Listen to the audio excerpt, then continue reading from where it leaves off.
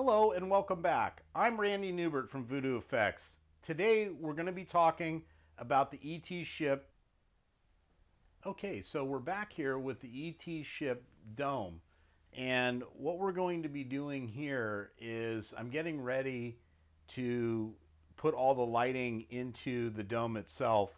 And what I've done in some of the past videos you've seen is I've already pre-prepped and made all the light boxes and have pre-wired all the lighting together so I can install these into the top of the dome. And so anyway, this is all the all-clad. I have to be very careful about how I put the all-clad. Can't handle it too much. So what I'm going to do here is now, as I'm getting ready, I'm going to add some diffusion into some of the clear spots here and there. This will be the first section that I'm going to do. And then I'm going to go ahead and I'm going to start putting in the individual boxes for each location for the lighting for the dome. And there's 18 separate areas that I have to actually light in here. But again, they've already been pre-fabbed and pre-done and they're ready to go. And so I've just got to made a stringer of them. And let me bring them over so you can kind of see them. I'm going to break them up here a little bit. Give me one sec. And yeah, I'm hoping that this will make the process pretty quick as far as going to get the lighting to get inside there. I have one that's a longer set, which are going in the bottom. So here's the string. And what these are going to do is I'm just going to get in here and I'm going to start from one side. And these are the boxes that have the prefabricated actual LED little strip that's already on there. And then these will be going in each individual zone that I've already pre-marked. And I'm going to glue these all in place. And I'm just going to go all the way down the line here until they're all inside and in and mounted. But again, first I have to do is I have to come back and I have to put the diffusion gels inside there prior, because it's a step that's easier to do right now.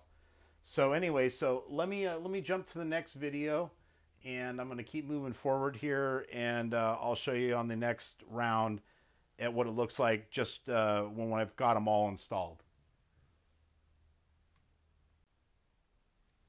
Okay, so you can see now that I have the gels in position, I'm able to go ahead and move forward and install the brackets or the brackets for the LEDs, and that should take me on to the next stage.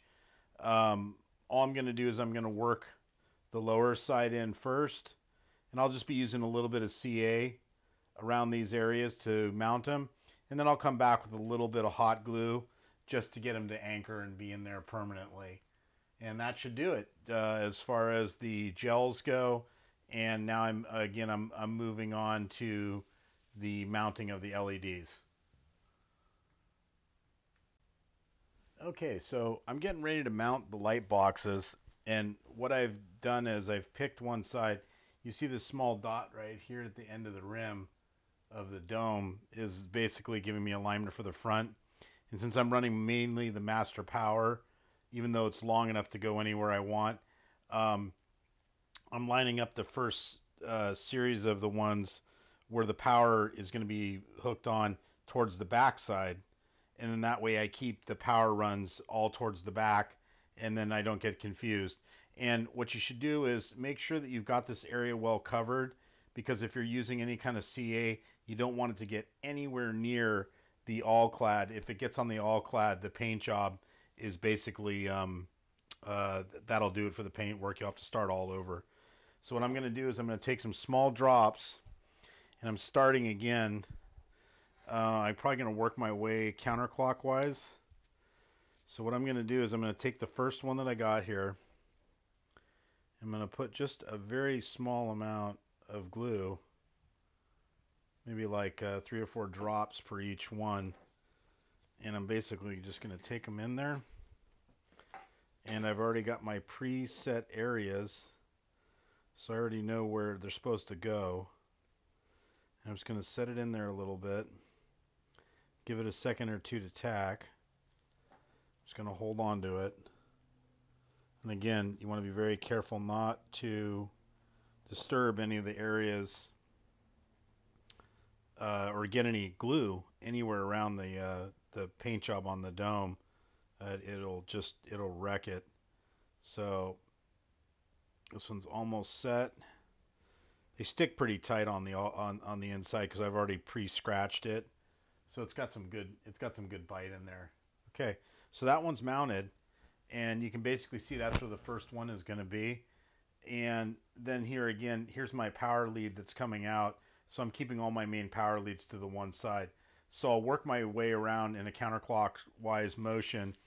And again, I forgot to tell everybody that I've got this mounted on a pot, a plastic pot. It's like a 10, or it's more like a 3-gallon pot, flipped upside down so it can hold and cradle the dome. You're going to need to do this so you get a little bit of, you know, you've got a place to hold on to it and mount it as you go along the process. And again, small drops, nothing excessive. And then just move on to the next one. And since these were so nicely contoured, I had Yay Monsters made these up for us, so they'll fit the shape, and you know, they fit to the dome's circumference, which is just so going to be so much better time consuming wise when it's going to set up these boxes. And again, these files will be available for a download for you to print. So I'm going to hold it in place a little bit. You just want that CA to set up a little bit. Tack. And that's it. So I'm going to keep working my way around the area, and I'll return with the video with them all mounted in place. Okay, so here is the first series of the light boxes installed. I'll be stacking the other set for the other areas of the window coming up next here. And basically I'm just going to work my way all the way around, same kind of pattern, and I'll just put them all in place, and that should pretty much wrap up the dome lights.